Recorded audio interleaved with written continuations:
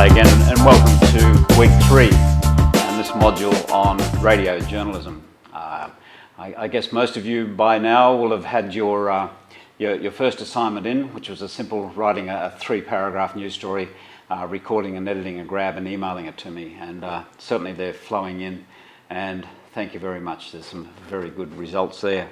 And I'll be putting those, I'll read them as a news bulletin and put them online so you can listen to the whole thing and compare your story with other student stories over the next week or so.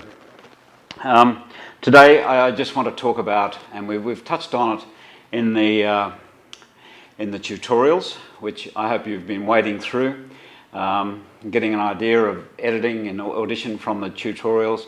Today we're just going to talk about location recording, and as each year goes on, there are a lot of changes in equipment. For a start, a quick word about equipment. The Minidisc recorder is still as good as anything around the ridges, but small solid state, I guess the note takers, they're getting better and better, and they're probably getting very close to being good enough. Another area that are developing, if you have an iPod, there's an attachment you can get for an iPod. You put it on the bottom here, it's got a little microphone, or you can plug an external microphone. It's very high quality, equivalent of anything, certainly stacks of quality there for any broadcasting, even Radio National documentary stuff. The quality is there, depending on your microphone, of course. And so I guess some might say the ubiquitous iPod is becoming very useful, from everything from watching academic lectures, listening to music, through to recording. So it can be almost a centre. I did a little bit of work on community radio last year, and I ran the whole of the program out of an iPod. I'd make a playlist in the iPod and play and stop each song or interview, and so they're very handy little, a lot of purposes in an iPod beyond what it was set out to do, and I'm not by any means trying to promote Apple's I guess big investment in iPods, but they're just a handy little thing.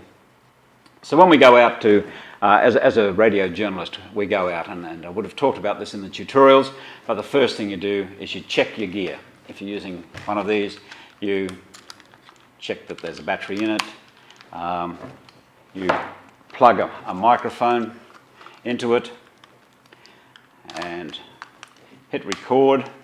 Now when you hit record, you'll see both the battery status, yes, there's plenty of stuff there, and you'll see your voice going to tape. Monitor that either with buds or stick the buds in it straight afterwards and listen. Yes, my voice is going to tape, to disc in this case, so everything is fine. So you're ready to go out.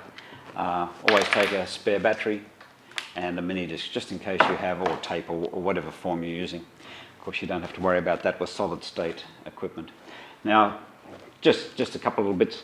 Carry your mini disc separate to the microphone. These are as I said in the tutorials, these are the most wonky things going. So you put that in there, and if you carry it in a bag or something like that, and it knocks against something, that's going to break, and that's the biggest source of issues with this sort of equipment. So you go out and you're ready to interview. Plug that in. Now, again, get close. It doesn't matter about the noise around. Using these omnidirectional microphones, you can get in very close, and ambience, that background noise, is more of an advantage than a disadvantage, and you carry out your interview. Use earbuds to monitor it. At least make sure it's on tape when you're finished. So that's really, really important. So, because even to do it while you're monitoring means you don't make any blues, you don't have to do the interview again, you don't have to be embarrassed. Because as simple as this thing here, crackling can make all sorts of crackles. So monitor it, and earbuds aren't obtrusive. Like in television you use the big earphones, but radio, their stack's good enough. And work close. Get close to the person and get that microphone close to their mouth. The using it away like that, omnidirectional, you'll have all the other sound will compete, and that is called off mic. So watch the mic noise. Monitor, as I said, your audio going to record, and at least review it before you leave. That's just the little talk I wanted to have today. It's a short module today, but that's very important now with the first assignment done. As we move into the rest of the course, the quality expectation is going to go up. So you have to get access, will be very nice if you can get access to a decent recorder, even if it's only for a week. Do it through the university if you're in Rockhampton. So this week we talk about, in this folder, we talk about live crosses and versions. They're two important roles of radio journalism. They're in different folders from where I'm hiding now, so go and check those out. Thank you.